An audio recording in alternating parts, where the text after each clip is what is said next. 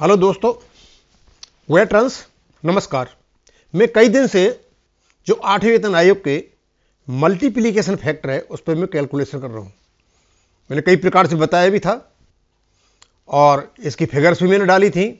अब मैंने लिया इसको 6वें वेतन आयोग से लेकर के 8वें वेतन आयोग में एक्चुअली में ये मल्टीप्लिकेशन निकलता कैसे है, क्योंकि लोगों को पता नहीं है और उसको करते रहते हैं। तो मैंने देखा कि इसको कैलकुलेट करने के लिए मैंने देखा कि 6वें वेतन आयोग में मल्टीप्लिकेशन फैक्टर कैसे निकला था और कितने की वृद्धि हुई थी। तो सबसे पहले मैं 6वें वेतन आयोग को देखता हूं। इफ यू एड बेसिक पे एंड डियरनेस पे एंड कैलकुलेट 24% ऑफ इट, तो आपका मल्टीप्लिकेशन फैक्टर निकल करके आ जाएगा। मेरा कहने का मतलब यह है कि आपको पता है बेसिक पे और डियरनेस पे यानी 1/4/2004 को 50% डीए बेसिक पे में मर्ज कर दिया गया, उसका नाम रखा गया डियरनेस पे। तो डियरनेस पे क्या थी कि आपकी जो पे थी 50 रुपए थी, 100 रुपए थी, डियरनेस पे 50 रुपए थी, ये दोनों मिलाकर के हुए 150। अब जो 1/1/2026 को जो डीए बैठा था वो था उस समय 24%। अब मैंने डायरेक्टली 24% इसमें जोड़ते 150 में तो केवल बैठा 24, लेकिन 150 का 24% बैठा 36 और 150 में 36 जोड़ने के बाद बन गया आपका कितना 1.86% या फिर एमएफ फैक्टर निकल गया 1.86%। इसका मतलब यह है कि आपको 1 रुपए पर 1.86% की वृद्धि होगी और इसलिए फैक्टर निकालते हैं। अगर 100 रुपए पे 186 होगी और 1 रुपए पर 1.86 होगी। तो इस प्रकार अब हम देखते हैं 6वें वेतन आयोग में कितना परसेंटेज मिला था आपको। 6वें वेतन आयोग में किसी प्रकार की बेसिक पे में वृद्धि नहीं हुई थी, केवल और केवल जो आपकी ग्रेड पे थी वही आपकी वृद्धि थी। बात समझ में आ गई। 6वें वेतन आयोग में आपकी बेसिक पे में और आपके डीए वगैरह में कोई भी वृद्धि नहीं हुई थी, केवल और केवल ग्रेड पे को अलग से रखा गया था, वही आपकी वृद्धि थी। और उस समय आपके जो पे स्केल थे बहुत छोटे थे। तो 6वें वेतन आयोग में इस तरीके से इन्होंने निकाला। अब 7वें वेतन आयोग में कैसे निकाला और कितने की वृद्धि हुई। जो हम गीत गा रहे हैं 25%, 30%, 40%, 50%, 70%, अब पता चलेगा कि 7वें वेतन आयोग में आपको कितने परसेंट की वृद्धि हुई थी। और यह वृद्धि भी काफी एजिटेशन के बाद हुई थी, ऐसे सीधे तरीके से नहीं हो गई थी। अब हम देखते हैं 7वें वेतन आयोग में आपकी बेसिक पे 100% जोड़ दो, 125% डीए था उस समय और इसमें 32% और जोड़ा है।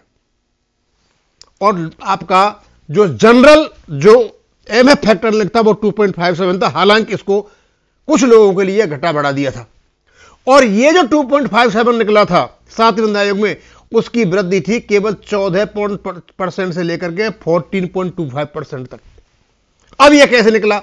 आप 225 को जोड़िए और 225 में मल्टीप्लाई कीजिए 14.25% का, तो आपका 32 निकल करके आ जाएगा। और यह मल्टीप्लिकेशन फैक्टर निकाल दिया। इसी बेस पर हम यह 8वें वेतन आयोग में चलते हैं तो हमारा मल्टीप्लिकेशन फैक्टर कहां होगा। हमने मान लिया कि हमारा 3% डीए बढ़ेगा। इस समय 53 है, उस समय कितना हो जाएगा, उस समय हो जाएगा 62। तो 100 में 62 जोड़िए और 62 में 23 जोड़िए, क्योंकि हम ये मान के चलते हैं कि जो 7वें वेतन आयोग में आपको वृद्धि हुई थी 14% की या 14.5% की, वही वृद्धि होगी। तो उस समय आपका मल्टीप्लिकेशन फैक्टर है 1.85%, यानी 1.85% से किसी भी हालत में कम नहीं हो सकता। एक तब बात। अब हम चलते हैं इसी प्रकार चलते हैं 162 और 24 यानी 15% से यदि वृद्धि होती है तो आपका एमएफ फैक्टर बनेगा 1.86%। और यदि आपको 16% की ग्रोथ लेनी है तो आपको 1.88 पे पहुंचेगा। 18% की ग्रोथ लेनी है, 162 में 18% निकालोगे तो आपके कितने जुड़ेंगे 29%, ये हो जाएगा आपका 1.9%। और यदि 20% की ग्रोथ लेनी है तो 1.94%, और यदि 25% की ग्रोथ लेनी है तो 2.02%। अब हमारे पास एक बात निकल करके आती है कि भैया जब 7वें वेतन आयोग में आपको 14.25% की वृद्धि की थी और आपका जो डीए था उस समय 125% था, और यह 14% लेने में भी केंद्रीय कर्मचारियों के पसीने छुटा दिए थे। माननीय श्री अरुण जेटली जी ने इन्हें बल दिया, हमारे पास इतना ही है, ज्यादा हम नहीं दे रहे। एचआरए भी नहीं बढ़ाया और कई सालों के बाद बढ़ाया। कई प्रकार के झगड़े एजिटेशन होते रहे, कई प्रकार की बातें होती रही, लेकिन कुछ भी नहीं हुआ। इसका मतलब यह हुआ कि यदि हम 7वें वेतन आयोग के आधार पर चलते हैं तो आपकी वृद्धि 1.85 से लेकर के 1.86 तक होती है, और यदि डीए 62 से 63 बढ़ जाता है या 64 हो जाता है, 65 हो जाता है, तो ये ऑटोमेटिक 1.991 पर या 1.88 पर यहां पर पहुंच जाता है। यानी कहने का मतलब मेरा यह है कि किसी भी हालत में भारत सरकार आपको, किसी भी हालत में भारत सरकार आपको 14% से लेकर के और 18% तक की वृद्धि देने जा रही है, और हो सकता है वो भी नहीं दे, 14% पर ही वृद्धि दे और आपके डीए को जोड़ करके इसमें कर दे।